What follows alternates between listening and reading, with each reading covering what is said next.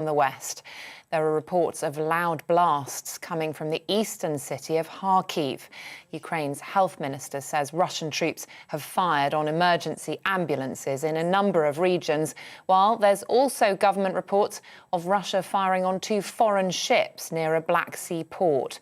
But Ukraine's defense ministry claim 2,800 Russian soldiers have died so far in the conflict. Putin is calling on Ukrainian servicemen to take power into their own hands and overthrow their government.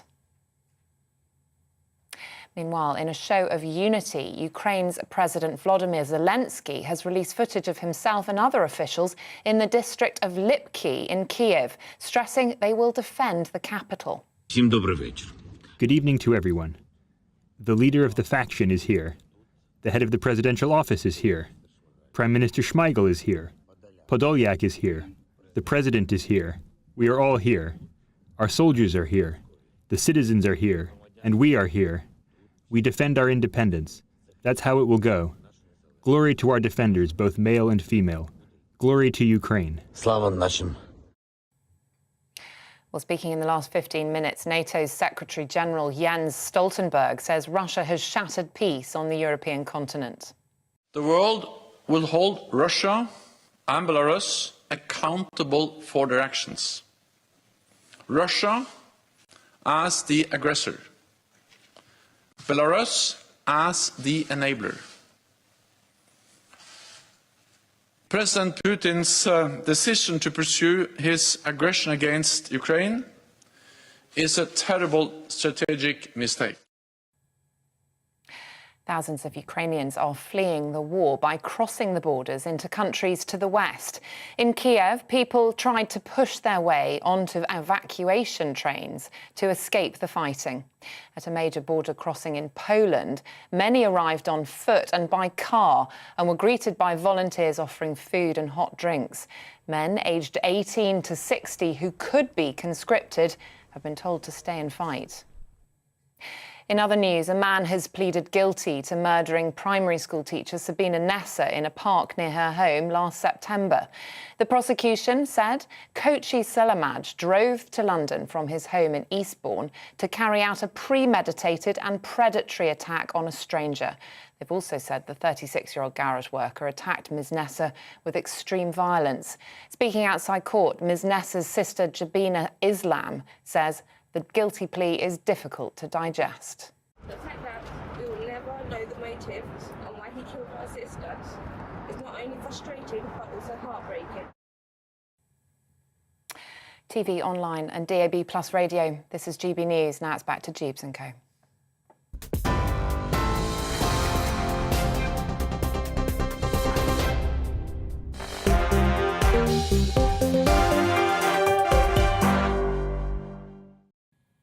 Thanks for that. Well, keeping me company until 7 o'clock tonight. My panel, we've got Daniel Moylan, who's the former advisor to Boris Johnson and now Conservative life peer in the House of Lords.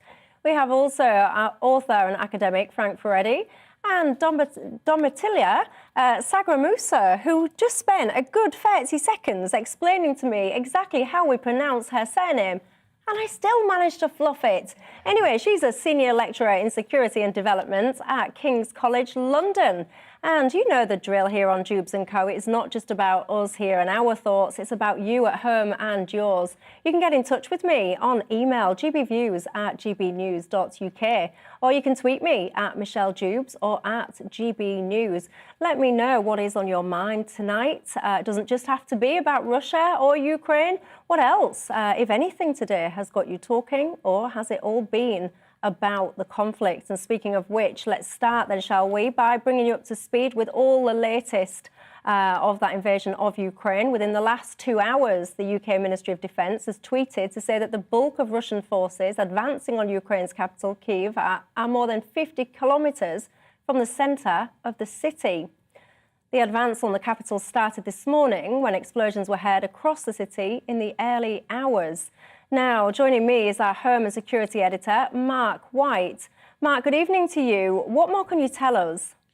Evening, Michelle. Yes, the circumstances on the ground have been changing hour by hour as this second day now of this invasion. It's clear a full force invasion by the Russian military into Ukraine, not content just to annex those parts of eastern Ukraine around Donetsk and Luhansk, have pushed into multiple cities across the country, including trying to push into the capital, Kiev, as well as also targeting critical infrastructure and Ukrainian military installations. Now, the latest, according to the Interfax news agency in Moscow, the state propaganda arm of the Russian government, they say that they have managed to target 211 Russian targets. So we want to show you some imagery from throughout today. The first thing we want to show you is a remarkable incident that happened to the north of the Ukrainian capital, Kiev, an incident involving a tank that ran over a vehicle. Hopefully we've got that imagery now of this Russian tank that appeared, according to social media video. That is British forces going into Latvia and Estonia, not the image that we're trying to show you. But let's just abandon that. So these images here are British personnel heading into Estonia, 1,000 extra British personnel who are going into that area now, that country, that NATO ally, to bolster the defences there. As NATO's Secretary General Jens Stoltenberg said that more NATO countries will be providing forces to go to these Baltic states to help bolster their defences. And I don't think the irony is lost on anyone, any NATO member, and indeed Jens Stoltenberg himself, that here you have Vladimir Putin, who is, he says, very concerned about the eastward expansion of NATO. And what is happening in Ukraine has had the very opposite effect of what he seems to want, which is for NATO to push back. They are bolstering the defences and putting more troops in right up against the border with Russia. Not going toe-to-toe with Russians, of course, in Ukraine. It is not a member of NATO, and therefore an attack on Ukraine is not like an attack on a NATO country where other NATO allies would come to its assistance. From that sense, it's on its own at the moment. But we've been getting lots of images coming in through the day, attacks on apartment buildings in Kiev from missile strikes, according to the Ukrainian government, damage to a number of apartment buildings in Kiev. We don't seem to have those images either. Apologies for this. But throughout the day, we've also been seeing images of, on the border, refugees heading across that border. And we do have those images of people heading into Poland here. Now, this is just some of the... Now, this was early this morning. About 28,000, we were told by the Polish government, had spilled over the borders from Ukraine into Poland. I think it's much more than that now, obviously, but it's not just Poland, it's other countries neighbouring Ukraine where people absolutely desperate and understandably wanting to move out of that area of conflict and into a safer neighbouring country are going to do that. And we may be just seeing the very tip of what will be a very significant refugee crisis, Michelle. Yeah, and Mark, can you just give us a bit of insight as to what Putin is actually doing? I mean, there's talk that he's now suggesting that he's open to dialogue. And I know also that he's been trying to talk directly to the Ukrainian military as well, hasn't he? Yes, I mean, this is as much an information war as it is an actual war militarily on the ground. And there are mixed messages coming out of the Kremlin in terms of what exactly Vladimir Putin wants out of this. He has said that, yes, potentially he's open to talks with the government in Kiev. However, only if the government in Kiev capitulates and stops the fighting. But then he's also making direct appeals to the Ukrainian military and telling them to rise up against the government in Kiev. At the same time, of course, the Russian government denying that it's attacked residential areas in cities across Ukraine, despite us seeing pictures which appear to show missiles that have come down, and you can see an apartment complex there in the center of Kiev badly damaged by what local officials and the Ukrainian government say was a direct missile strike. Now, whether that was a stray missile or a deliberate targeting, we don't know. The Russians say they are not targeting residential areas, but then, you know, the same Russian government told us they absolutely denied they had any intentions of invading Ukraine at all. And look where we are now, 2 days into a very, very messy war. Mark White, thank you for your time there. Don Matilla, let me come back to you or introduce you to the conversation here. Your thoughts on how all of this has been progressing over the last 48 hours? Well, I mean, it's very worrying in many ways. I mean, the advance, of course, of Russian forces is taking place. What is very interesting is that, in a way, the Ukrainians have been able to slow down this advance to a certain extent, and that is quite significant.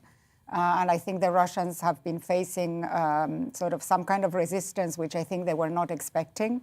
And that sort of, there is talk that explains why they're going directly for the capital to sort of decapitate the political leadership. So I think that I think it's quite significant. But I mean, I think in the long run, probably the Russian forces are going to overwhelm the Ukrainian forces, at least in an initial phase. I mean, we might want to see then whether there is sort of a resistance that comes up from bottom up. Yes. Frank? Well, I think the really sad thing is that the Ukrainians feel very isolated. They believe that the West has messed things up, big time. They're very disappointed that, for example, we're not stopping bank transfers in the SWIFT system. In the SWIFT, yeah. Which would really, that would be the only sanction that really counts. Everything else until now that Britain did, France, America did, is essentially symbolic. It's a kind of an impression management that we're doing something. And it seems to me that unless we raise the stakes with the sanctions and also demonstrate much more forcefully that we're prepared to make sacrifices to support Ukraine, the people in Kiev and elsewhere will feel very fragile. And I think we do have a duty, given the fact that we're involved in this whole process for years now, of putting our money where our mouth is. Yeah, Daniel, see, Frank mentions sanctions, and in particularly SWIFT, the banking system that we've all heard a lot about. But surely Putin will have essentially priced in these economic sanctions. He's not he's a smart man. Before he will have done this, he will have calculated what are the things the West is likely to do. So he will have factored this into his thinking, surely. Well, I'm sure that's right. I think the first thing to say is, I mean, all praise to the people of the Ukraine for their solidarity and their valor at the moment. And as long as they're putting up the resistance, we must do everything we can to help them. Although our options will get smaller and smaller, especially as the Russians get control of airfields and it becomes difficult for us to supply them. As far as Putin is concerned, one of the most difficult things about all of this, of course, is to work out what Putin is thinking. He's foxed us over the last few weeks completely. We thought, oh, maybe he'd just like a little bit of the east of the Ukraine. He's not going to invade the whole country. Even now, when he's invading the country, it's clear that he wants to decapitate the government and replace it. But is that with a view to having a Ukraine which is like Belarus, in other words, an independent country but sort of beholden to him? Or does he intend to annex the country outright? We have no idea what he's thinking. Well, of course he's priced sanctions in because he's not going to bear the brunt of them. Indeed. Well, actually, let's go live to Ukraine, shall we? If you watched the programme yesterday, you will know that we spoke to a Ukrainian Member of Parliament there. Well, I'm delighted to say he joins me again now. It's Ukraine's youngest ever Member of Parliament, Sviatoslav Yuresh. He's currently in Kiev. Good evening to you. How has the last 24 hours been in Kiev? It's the Battle of Kiev happening. The north of the town is basically the area which was full of fighting today. The Russian forces broke through there. We armed everyone we could to fight back, and we demolished most of the people who got into the city. And Russian columns are going from the north of the city and the east of the city. And today's effort was basically about getting as many people ready, as many people armed, as many people going to the fighting as possible. You hear behind me the shells. I'm in the balcony right now in downtown Kiev. So this will continue through the night. This will continue through the night, and we will continue this battle. And we are watching as the world watches us and asking you for any help you can supply. We are lacking everything. I'm talking right now with a lot of people who are wounded in the hospitals of Kiev. We need not just that, we need helmets, we need vests, we need weapons. To try and fight the biggest army, one of the biggest armies in the world, we need everything. And what do we know about casualties there at the moment on the ground in Kyiv? Very hard to assess. I'm not as blunt as the Russian service saying that they have no casualties. We have Russian prisoners.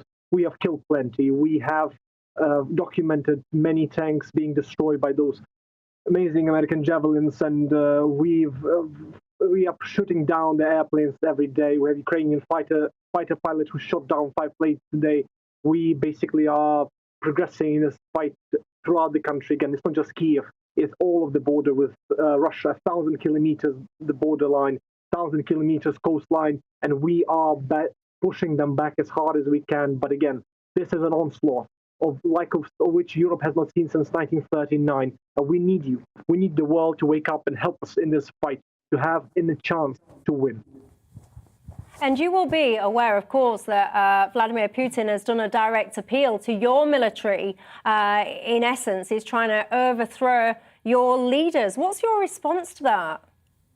The response to that was set perfectly by the defenders of the island of Snake Island, as well as me in the island, the Black Sea, where Ukrainian border guards and Ukrainian army was stationed, surrounded by the Russian Navy, and when offered to surrender, and knowing they will be fully destroyed, they offered the Russian Navy to go F themselves. And for that, they were completely shot, every single one of them, and they got all heroes of Ukraine today. And they are the example of what this country will do. We will fight to the last. This is our country. We have nowhere to go. We will fight to the last. So you still very much are behind your leader? We are getting the weapons, getting the people to try and organize everything to battle him throughout the country. We're expecting anything and everything in the capital, all around the country, in the west, in the east, in the center, in the south. We are facing heavy fights everywhere. Very hard to discern information coming forward, what is true, what is not. But the battles in Kyiv continue. Again, shells behind me falling. And again, this is modern Europe. This is the biggest war in Europe since the Second World War. And the world needs to wake up and support us in this fight in every way it can. Because if it is allowed here, destruction of the single biggest European state, this will spread. And this will be happening many more places. And how I want to bring it back again to your leadership, your coordination as a country. I mean, you mentioned that you're arming citizens now, anyone that wants to be armed. I think we mentioned 18,000 guns, essentially, that have been issued out. Where is your leadership coming from? Is your parliament operating? Where is your strategy coming from? Much more than 18,000 guns. The reality is very hard to count either losses or the people who are getting involved. When you look at the situation with our leadership, there was a video just made by the president of Ukraine showing that everybody's in Kiev. He, the prime minister, the chief of his staff, all the key advisors, and the parliamentarians like myself are both gathering for a fight and trying to make their plans to be of use in different ways. I was supposed to be today in the north of Kiev, but the battles there not allow any transportation to go, so I stayed in Kiev and tried to help organize, help get things in order here. And tomorrow I'll be going to the north of Kiev to big fighting happening at that military airport the Russians need to try and provide reinforcement for the Battle of Kiev. I mean, you know, you're appealing for the world to come and help you. And I have to say, I'm getting quite a lot of emails from viewers saying that they feel like Ukraine has just been left. You know, if you could make an appeal to Boris Johnson, what would you ask him to be doing? first get the Russian money out of your country. Russians are laundering their money en masse in your country in every single way, in every single dimension. It's well known. And you are making steps, and I very much... We've heard about the steps you are making. This is, again, a great start, but there's plenty more to do. You can talk with your BBC. They can tell you much more about that. Working with them in one capacity or another through the years has shown me that. So the reality is there's plenty you can hurt Russians with in Britain itself. But again, your support in terms of weapons has been invaluable. And again, as much of that you can provide as possible, that is needed in every way. Because Russians are hitting us with everything they got, except for the nukes. And again, everything you can provide is welcome. And just tell us, I mean, what does this evening hold? Are people leaving Kyiv? Are they staying? Are they sleeping? You know, what are people doing tonight? I spend a good chunk of the night getting the guns for people who want to get them in one way or the other, to get people ready for the fight. I was talking with some of my MP colleagues who are stationed in various places and, again, preparing for the fight. This is the fight for the whole nation. We are gathering together, and everybody who wants to fight can fight, and we will provide them with weaponry and means to do that. And what about training these people? I mean, if someone decides that they want to join your fight, one of your citizens, are you training these people? I mean, how is that working? For the last 8 years, Ukraine has been fighting a war in eastern Ukraine. Too many have went through that training in real life, fighting the Russians there. Too many have seen the results of that. And again, they are prepared in one way or the other to try and resist, try and fight, try and battle. And again, when you're fighting for your life, you learn pretty quick. Mr. Yuresh, thank you for your time again this evening. We'll be following what's going on in Ukraine, of course, very closely. I hope to speak to you again soon. And in the meantime, do stay safe. Tom Attila, I mean, it just brings it home to you, doesn't it? What is going on there? We spoke to that member of parliament yesterday. He himself is armed, just everyday average people just now bearing arms to protect their country. It's unimaginable here. I mean, you cannot simply imagine a normal, everyday person. That's the Mr. Yuresh there with his weaponry, but just a normal, everyday person donning an AK-47 or similar to protect their homes, their families. Yes, it's a real tragedy, and many are waking up to the fact that, you know, that we really need to rethink again about our security structure. And more importantly, I think we really need to help and support Ukrainians and provide all the military support we can, short of sending in troops or more, but certainly sending in, as was requested, you know, ammunition, anti-tank missiles, support for their air defenses.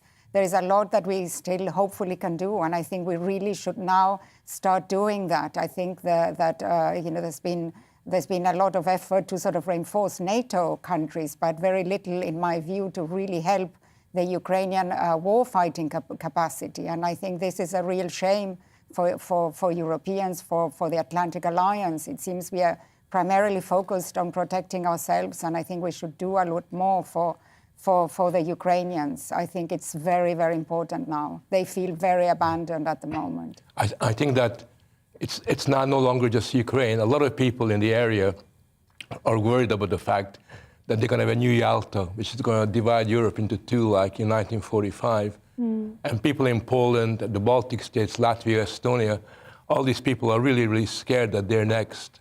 And it seems to me one of the most important things that needs to be done is to reinforce send more troops into those countries so that they have more confidence that somehow they're going to be protected, because we in Britain and in France and America have an obligation towards NATO countries, and we must uphold that obligation. Otherwise, we will end up as we did in the Munich days of the 1930s. But I don't think there's any question, though, is there, that we wouldn't honour, is it Article 5, the attack one, you tackle? I don't think that would be in question, would it? If this conflict spilled out, I'll bring you in, Lord Moylan, if this conflict spilled out over into a NATO area, I don't think that would be in question, that we would, not just us, but all of NATO would come together militarily to defend that. Yeah, no, that's absolutely right. That's got to be the case. And it's got to be a very long-term game now. And this is, if Putin succeeds in annexing or occupying or effectively controlling the Ukraine, that situation, the world changes for at least the next 20, 30, 40 years, certainly for the rest of his lifetime. And until you get a Russian leader who actually says that what's important is the standard of living of the people of Russia and not aggression against neighboring countries. So things are going to change very dramatically, and we're going to have in-depth defense of NATO countries on the border with a real commitment to that for a very long time indeed. And we need to cut Russia out of the economic leverage it has over us. And we need to, that is also a long-term program. You can't cut off the gas straight away and the energy supplies, but we need to find alternative sources to that and make that an absolute priority in the whole of Western Europe. And then we need to find out which of the NATO members is really committed to a program of defense and which of them are just going to be free riders. I think that the problem is that Germany has indicated already that their military accounts for nothing. Yeah. Minister of Defense said that. I cannot see anybody on the European continent actually fighting, putting troops into the area. The only two countries that might have the capacity and the will to intervene is the United States and Britain. Well, I've had people actually messaging in saying, well, hang on, how come we've put troops in places like, I don't know, Syria, Afghanistan, etc., but we've not done the same on our European continent? Just final thought to you on that.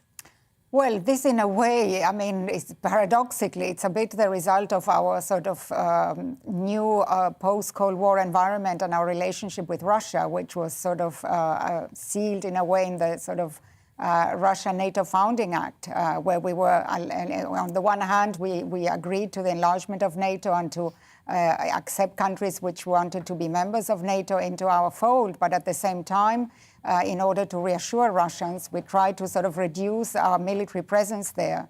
So in a way, I mean, I think it was also related to the fact that we thought that any kind of new war with Russia would be unthinkable. And in a way, we fell into the trap of thinking that, you know, if we rearmed our eastern flank in NATO, we would be sort of provoking Russia into some kind of aggression. And really what this war is showing is that, you know, despite our efforts not to sort of provoke Russia, Russia has engaged in a military invasion of Ukraine regardless. Because if we look at the ratio of Russian forces versus NATO forces in Eastern Europe, I mean, it's very unbalanced. So I think really it's very clear that we have made a mistake here. A very strong sort of strategic mistake in that respect. Goodness me, I mean, we could keep on talking about this for hours and hours, but for now, I'm going to take a quick break. When I come back, I want to look at the impact of all of this here in the UK. What's going to be the cost of this? What's that going to look like? We'll have that and more after the break.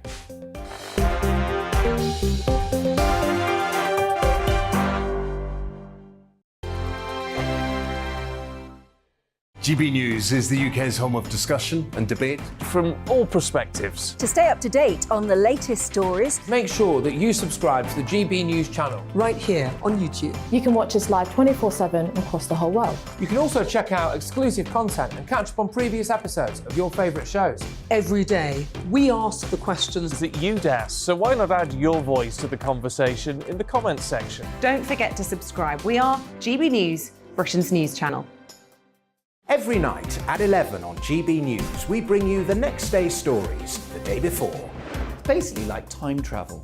If it's a big story, we'll cover it, guaranteed. But we'll also have some fun along the way. Big opinions, big laughs. Sometimes big hair.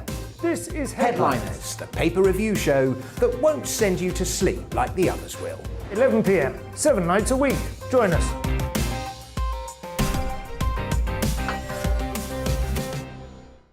Hello there, I'm Eamon Holmes. And I'm Isabel Webster. And we hope you can join us for Breakfast with Eamon and Isabel. You make me laugh out loud, belly laugh. Is that important first thing in the morning? Yeah, absolutely. And there's me trying to be deadly serious. News is a serious business. Yeah, I have to rein you in sometimes. Well, it doesn't stop us laughing at it. It doesn't stop us having an opinion on what's going on. Yeah. And it certainly will not stop us reflecting what you think. Weekdays from 6 to 9:30 on GB News. I'm Dan Wootton. Join me Monday to Thursday from 9 to 11 for the feistiest and most fun news debate on TV, where free speech reigns. I'll bring you a sharp take on the day's biggest stories, bombshell newsmaker interviews, and A-list guests.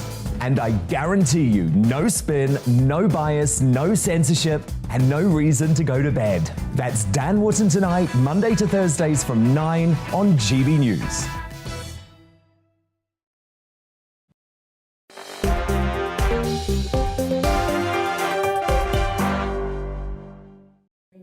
Hello there. Welcome back to Dewbs & Co. with me, Michelle Dewberry. Just following on then with our conversation about the conflict in Ukraine. Now, I want to ask, we've just spoke a lot about the most recent goings-on over there, and they are horrific. And I want to ask, what does that mean for us here in the UK? Because, do not be fooled, this absolutely will have an impact. And then we kind of started thinking, is it a little bit too early? Is it a bit selfish? We've just been talking there about homes being destroyed, loss of life in Ukraine.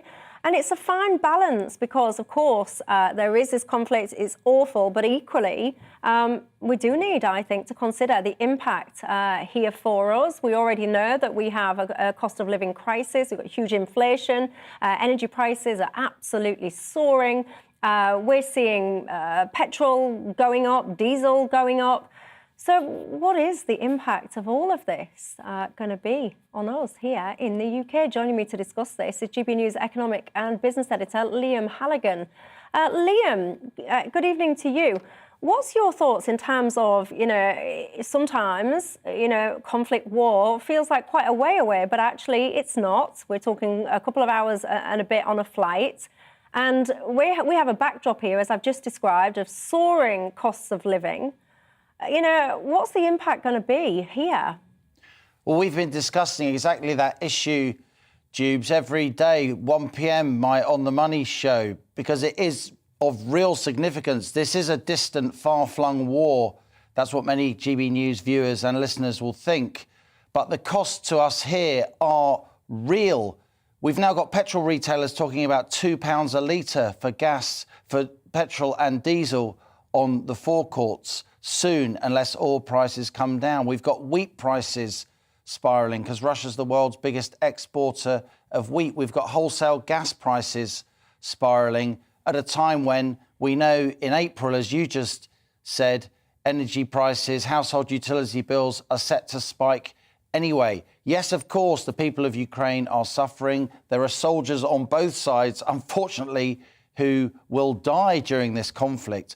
But any grown-up analysis has to accept that the economic backdrop, the economic implications of war are part of the conflict. And I'm afraid the reality is the more that this conflict in Ukraine, the more this Russian invasion pumps up commodity prices around the world. Russia, of course, is a hugely important supplier, not just of oil and gas, but all kinds of metals and food. Then that means it's harder for the Western world, I'm afraid, despite many people feeling we need to put these sanctions on Russia to rein in Putin. It's hard at a time when we've got this cost of living crisis because we rely on so many of the things that Russia exports to the world. Yeah, we certainly do. And in terms of measures that we can take to try and, I guess, shelter ourselves, a buffer from this, what do they look like? Well, I think, in terms of the government, I think what's happening in Ukraine at the moment is going to spark a wholesale rethink of the UK's energy policy. For years, people like me have said we need to build more gas storage. We need more energy security. We need to think hard before we start putting renewable energy subsidies for big companies, sticking them onto the bills of ordinary household utilities. So I think a lot of that's going to change. I think there's going to be a faster move into nuclear power here in the UK, replacing some of our old decommissioned nuclear power plants. And I do think the government, before April, when that big energy price hike comes in, is going to have to extend the package of measures which Rishi Sunak announced only earlier this month. I do think there's going to have to be more assistance, not just for the poorest and most vulnerable households in the UK, which will struggle to meet their gas and electricity bills, but for many, more comfortably off middle-income families, it's going to be very, very difficult. We already know that energy bills on average are going to go up to around £2,000 a year from April. That's our gas and electricity bills. If wholesale energy prices don't come down soon, then you're looking at even higher costs. So it's a very difficult message to put across. I'm not saying that it's all doom and gloom by any means. We are a secure country. We are financially strong. We can face up to Putin's Russia to some degree. We are, of course, a very, very serious military power. But in the back of the minds of ministers, not only in the UK, but even the US and across Europe, as they consider what sanctions to impose on the Kremlin, the cost of living crisis, Michelle, will loom large. Liam Halligan, thank you very much. Also, it's not, Frank Ferretti, it's not just about costs of supply chains, whether that's fuel, whether that's food, etc. There's also going to be a real human impact to this. So it's really feared that up to 5 million people could be displaced by this invasion. And charities including Save the Children and Amnesty International have urged the UK to welcome refugees. Yeah, I mean, I was talking to some friends of mine and relatives of mine in Hungary who are involved in looking after refugees, and they were saying that yesterday already 20,000 Ukrainians came over to Hungary, but much more have come to Poland. They've gone to Romania and to Slovakia, so it's a huge, huge wave of people. And it's got consequences for the Ukraine because even before all this, excuse me, Ukraine had the highest rate of migration of any country in Europe. Something like 4 million Ukrainians already left looking for jobs and economic opportunities. Ukraine's got one of the lowest birth rates in Europe. So this mass migration is going to have a huge impact upon life there. I think that we have a duty, a moral obligation to do everything that we can to, first of all, provide resources to the neighboring countries so that they can look after the refugees there, because these are not countries that are as rich as we are here in Britain. We need to help them as much as possible because it's going to be a massive, massive humanitarian issue there. I think we also have to think about the fact that even in faraway Britain, we should be thinking about allowing some of these refugees to come into our own countries, because it is almost like a moral obligation we have towards a country that is being isolated and destroyed quite systematically. I don't think that this problem is going to go away anytime soon, because the consequences of the refugee crisis is going to have this domino effect in the region. And what I'm really worried about is that it's going to create a dynamic of insecurity that will envelop the whole of East and Central Europe and create, to some extent, a fragile political environment in the years ahead. Absolutely. Daniel? Well, before I just mention, can I just agree with Liam about what he was saying earlier and say it's more than just a short-term thing. What we've seen is that major countries like Germany, have been completely paralyzed by the Russians in this because of their dependence on Russian supplies, energy supplies, but also other things as well. That's got to stop. We're just going to have to work our way out of that dependence, because we cannot leave that leverage in the hands of a man who behaves like Putin. Because when he then comes for Estonia or Latvia or Lithuania or Romania, bits of Romania, we'll just be in the same position as we are at the moment. And this is going to have a real and long-term cost for British and other and Western European consumers. And we're just going to have to commit ourselves to that. Otherwise, you might as well forget NATO, because we'll just have to hand bits of it away whenever he asks for them. As far as the refugees are concerned, Frank is absolutely right. We have got to help these countries who are immediately on the border, who are accepting refugees at the moment, to look after the people that they're taking in. The UN and other organizations are really quite good at how you organize that sort of thing, and that might be the right channel through which we work to do that. But we must be giving assistance to those countries to look after those people, and then think about the longer term. The right place for these people to live is in their own homes in an independent Ukraine, and we shouldn't yet give up entirely on that prospect. Yes, and I think I fully agree with both previous speakers. And I think what I would also like to add is that it's very important also to provide financial support, which now European countries are providing quite significantly to sustain the Ukrainian economy. and to keep the system running. And I think this is something that is often not mentioned. We focus a lot on the sanctions and on the sort of the punishment to Russia, but there is also a very important channel of support, of funding and assistance, of financial assistance that is going also to Ukraine to sustain their economy, because it is collapsing at the moment. So I think that is also a very important dimension which we need to bear in mind when we think about what we can do for Ukraine. It's also provide this kind of assistance and eventually make sure that people are able then to stay and to go back home, hopefully.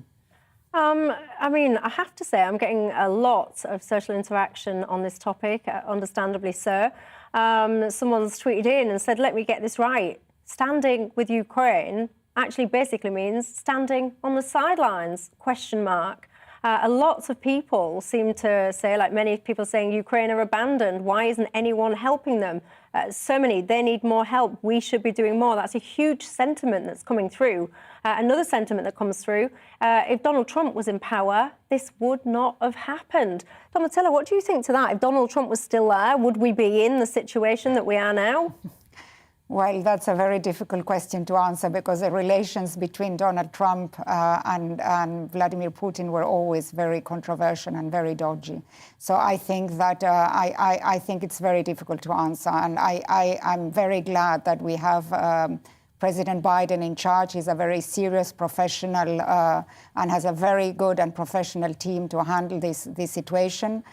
So I think that, in a way, it is much better with this reality than Donald Trump was completely unpredictable. He could have just sold out Ukraine to the Russians.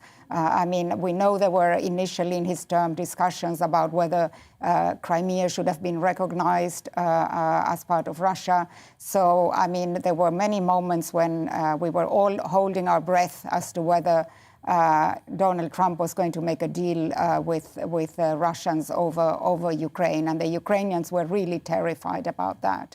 So in a way, I'm personally quite happy that President Biden is in charge. I'm not. Briefly, Frank. I'm not. I think Biden's been thoroughly incompetent in the last year, in a sense, ever since he's been elected.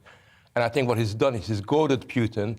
He said Putin is the devil, but at the same time, he's also indicated that we're going to not do anything effective to stop Putin from doing anything. And I think that Biden's been a very immature geopolitical player who's really embarrassed the United States. And I think he's the kind of guy that would turn the Ukraine into another Afghanistan, given half the chance, just because he hasn't got the wisdom to really play the cards in the right kind of way. Well, Elizabeth has been in touch with a suggestion. She says, when it comes to the refugees and humanitarian aid, financial assistance, she says, why can't we use all of the money that we're freezing from the Russians? There you go. Not a bad suggestion. Not sure how that would work, but there you go. That's one suggestion. Right, going to take a quick break. When we come back, I want to talk to you. I want to change tack completely, if I may. Nearly 700 British health professionals have called for a pause to the child COVID vaccination rollout. I have to say, I do think this is a very important topic. I'll see you in a couple of minutes.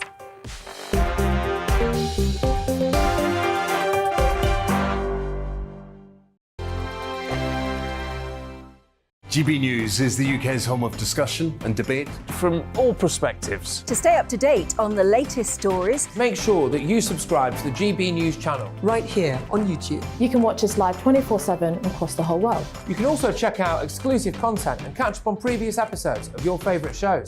Every day, we ask the questions that you'd ask, so why not add your voice to the conversation in the comments section? Don't forget to subscribe. We are GB News, Britain's news channel. Every night at 11 on GB News, we bring you the next day's stories the day before. It's basically like time travel. If it's a big story, we'll cover it, guaranteed. But we'll also have some fun along the way. Big opinions, big laughs. Sometimes big hair. This is Headliners, the paper review show that won't send you to sleep like the others will. 11 p.m, 7 nights a week. Join us.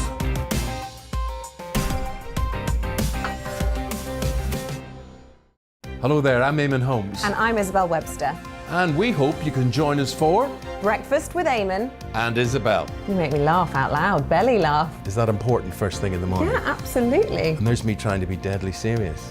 News is a serious business. Yeah, I have to rein you in sometimes. Well, it doesn't stop us laughing at it. It doesn't stop us having an opinion on what's going on. Yeah. And it certainly will not stop us reflecting what you think. Weekdays from 6 to 9:30 on GB News. I'm Dan Wootton. Join me Monday to Thursday from 9 to 11 for the feistiest and most fun news debate on TV, where free speech reigns. I'll bring you a sharp take on the day's biggest stories, bombshell newsmaker interviews, and A-list guests. And I guarantee you, no spin, no bias, no censorship, and no reason to go to bed. That's Dan Wootton Tonight, Monday to Thursdays from 9 on GB News.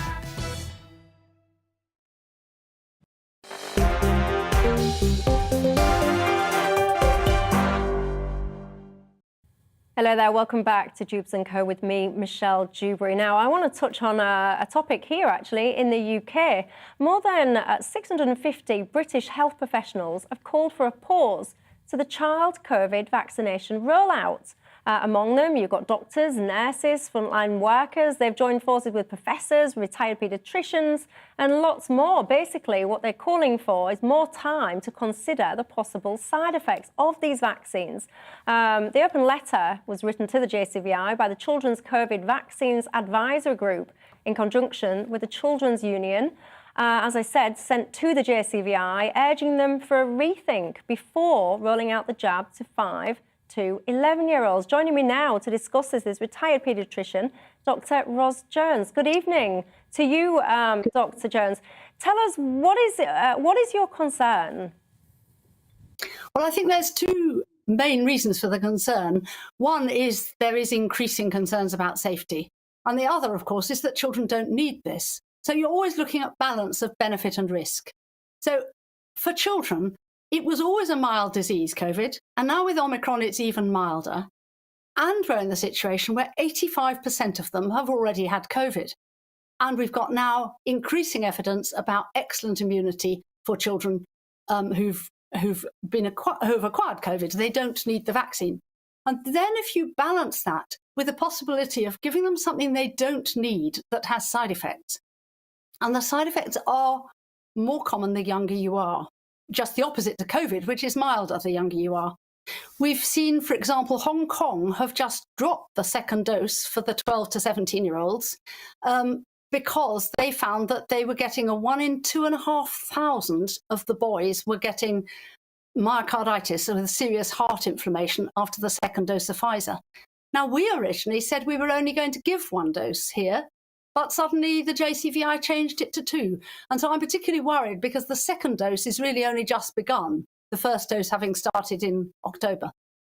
And also here in the UK, we've seen a signal of increased non-COVID deaths for boys aged 15 to 19, going up gradually since May of last year, more or less at the time the vaccine started. And we're not saying it's due to the vaccine. It could be something else, but it certainly needs to be investigated. The Office of National Statistics in court have presented evidence that they agree with our numbers. They agree that there's a statistically significant rise in death rates for teenage boys. Why is really important to know. So that's the background. Norway and Sweden have just said they're not going to vaccinate 5 to 11-year-olds at all because they don't need it. And they've also said that for 12 to 17s, they don't need to be vaccinated if they've already had COVID. So, I mean, we've got this big group of professionals that have been working together for months. And we sent a letter to the JCVI about 2 weeks ago, but they haven't replied. The same week we wrote, there was an all-party parliamentary group with a dozen MPs, members of the House of Lords, wrote completely coincidentally to us with exactly the same request to pause the rollout while they do a proper investigation of safety. And what would you say, Dr. Jones, because people watching this will say, well, you know, no one's forcing these children to have the vaccine. It is absolutely the parents' choice, particularly when we're talking about 5-year-olds. I think it's a false choice, isn't it? If you tell parents, and you've spent 2 years telling people that COVID is terribly dangerous, and you've terrified them, you also tell children that they could protect their relatives and their granny and so on. And yet that's not the case. We now know that you're just as likely to catch COVID if you're vaccinated or not. So the vaccine won't prevent them passing this to their relatives. So who are they doing this for? So if you tell parents false reasons for doing something and you don't tell them about the harms, then they are going to make a false choice. At the conference we held yesterday to launch this new campaign group, there was a young man, a 21-year-old law student, and he was giving his own account of the myocarditis he suffered. He's also a very keen dancer, and he's had to put that on hold completely. At the time he went for the vaccination, nobody even mentioned that there were side effects. And also, when he then got palpitations and went to casualty, they just told him it was anxiety. He's taken 3 months going backwards and forwards to hospitals and eventually had to go privately to finally have a diagnosis of myocarditis, long beyond the period when it could have been more effectively treated. And he's, in trouble. But he's not one. We've got hundreds of cases we know about. We've got thousands we don't know about. From countries all over the world, this data is coming in, from Israel, from the US, from Germany. It's really worrying that yet, despite all this knowledge, we're continuing to roll it out. And there's no need. They just don't need it. Dr. Russ Jones, fascinating to hear from you. Let's hope, I certainly hope anyway, that the JCVI does indeed listen to your concerns and take them seriously. For now, thank you very much. I do have to point out the JCVI acknowledge that this age group is generally at very low risk of serious illness from the virus, but a very small number of children who do get infected do develop severe disease. Latest evidence suggests that offering the vaccine ahead of another potential wave will protect this very small number of children from serious illness and hospitalisation, and will also provide some short-term protection against mild infection across the age group. So, of course, I have to say, Daniel, I read that kind of statement from the JCVI there as, they acknowledge that children are at very, very small risk of serious harm here, but they seem to be predicting that this vaccine might help in the case of a future variant, which seems peculiar to me because we're constantly being told that the protection from the vaccine only lasts for a finite amount of time. Well, I must say I found the JCVI statement very unconvincing as an argument for doing something.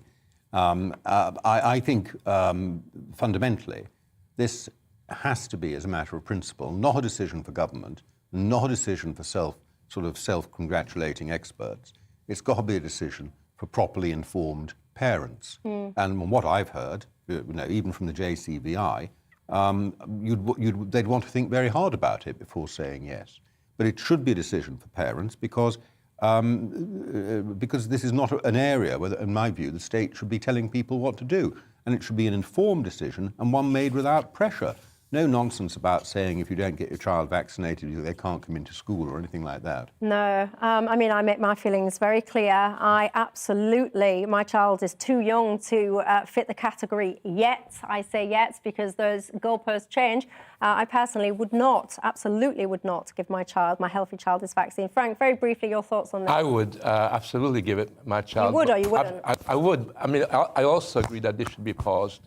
If you think about it, but where I disagree with Dr. Jones is that she was doing almost the same thing what the government was doing. She was giving her version of a scare story by telling us all the side effects and all the problems that are associated with it. And in a sense, she was doing exactly what some of the experts are doing when they try to scare us into getting the vaccine. I don't think that's fair. I think she's flagging that right now there are lots of unknowns, so press pause until we understand them better. Yeah, but I think that it seems to me that we can have a grown-up discussion by having a pause on it, but we don't want either side to scare us into making a decision either way. I think we've got to reflect on it, use common sense. And it seems to me that at the end of the day, it's very difficult for parents to make that choice. They're just going to have to, think very, very carefully. But there's a danger that we end up having a politicized argument about vaccinations and missing out the health benefits. Well, I don't think there's a danger we have a politicised argument about vaccinations. I think that argument about vaccinations was politicised a very long time ago. Anyway, if you're a regular viewer to this programme, you will know my thoughts. Let's not get me started, because, hey, it's nearly the weekend. Thank you very much to my panel for your company tonight. Thank you as well at home for your company this evening. And woohoo, I've got a week's holiday next week, so there will be no Michelle Dewberry for you. The show will continue, but with a different presenter, and I'll see you in a week's time. Stay safe, have fun, and I'll see you then. Hello, many areas enjoyed a dry and bright day on Friday, and that dry weather looks set to continue for many areas through this weekend. Probably the best of the sunshine across England and Wales towards the south and east, more cloud elsewhere and some strong winds in the far northwest as well. If we look at the pressure pattern then, we can see the reason why. This area of high pressure brought all the dry weather through Friday, and that will hang around for much of this coming weekend, slowly pushing its way eastwards. But weather fronts will topple around that high, bringing stronger winds and some rain across parts of the north and the west. And that's the case through Friday evening and overnight. Quite cloudy across Scotland, Northern Ireland, some patchy light rain or drizzle, turning breezy here as well, but elsewhere across England and Wales it will be dry, clear, and under those clear skies it will turn quite cold as well. Temperatures even in towns and cities falling quite close to freezing, colder in rural spots, but temperatures holding up underneath all that cloud further northwest. So as we start Saturday morning then, it's a bright but quite chilly start across much of England and Wales. Lots of sunshine first thing, and those temperatures will respond to that sunshine as we head through the day, so staying fine here, but more cloud as we head across Scotland, Northern Ireland, Northern England. Still the odd spot of rain or drizzle, but I think most places will be dry, but it will be rather windy across the north and the west. Again, particularly the Western Isles where we can see some gales. Here we're looking at highs of 9 or 10, but mild further towards the south in that sunshine. As we head through the rest of Saturday evening and overnight then, I think most places will be dry. Those clear skies extending further north, so turning quite clear across northern England into eastern Scotland as well. Most of the rain tending to peter out across Scotland and Northern Ireland. The winds slowly easing as we head through the night as well. And again, quite a chilly night to come across England and Wales. Probably too much of a breeze to stop it turning too cold, but again that bit milder further towards the north and the west. Quick look ahead to Sunday then. I think for the bulk of the country it's looking like a fine day. Lots of sunshine across England, Wales, brighter day for northern England and into eastern Scotland as well. Always more cloud though once again across western Scotland, Northern Ireland. Patchy light rain or drizzle that's starting to creep into western Cornwall later in the day. Quick look ahead to the early part of next week. Monday's looking quite changeable with some rain, but gradually turning drier and brighter as we head through the week. I'll see you soon.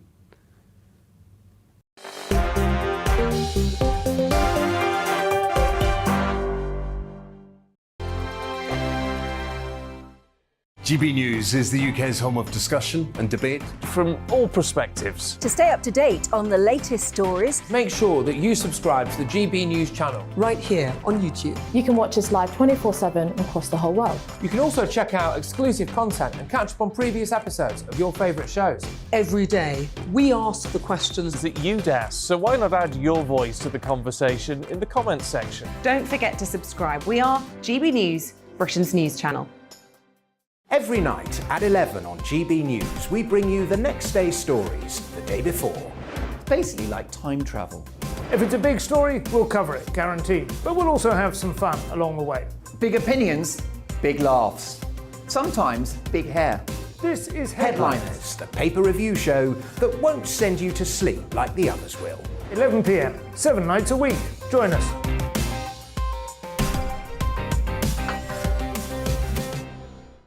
Hello there, I'm Eamon Holmes. And I'm Isabel Webster. And we hope you can join us for Breakfast with Eamon. And Isabel. You make me laugh out loud, belly laugh. Is that important first thing in the morning? Yeah, absolutely. And there's me trying to be deadly serious. News is a serious business. Yeah, I have to rein you in sometimes. Well, it doesn't stop us laughing at it. It doesn't stop us having an opinion on what's going on. Yeah. And it certainly will not stop us reflecting what you think. Weekdays from 6 to 9:30 on GB News. I'm Dan Wootton. Join me Monday to Thursday from 9 to 11 for the feistiest and most fun news debate on TV, where free speech reigns. I'll bring you a sharp take on the day's biggest stories, bombshell newsmaker interviews, and A-list guests. And I guarantee you, no spin, no bias, no censorship, and no reason to go to bed. That's Dan Wootton Tonight, Monday to Thursdays from 9 on GB News.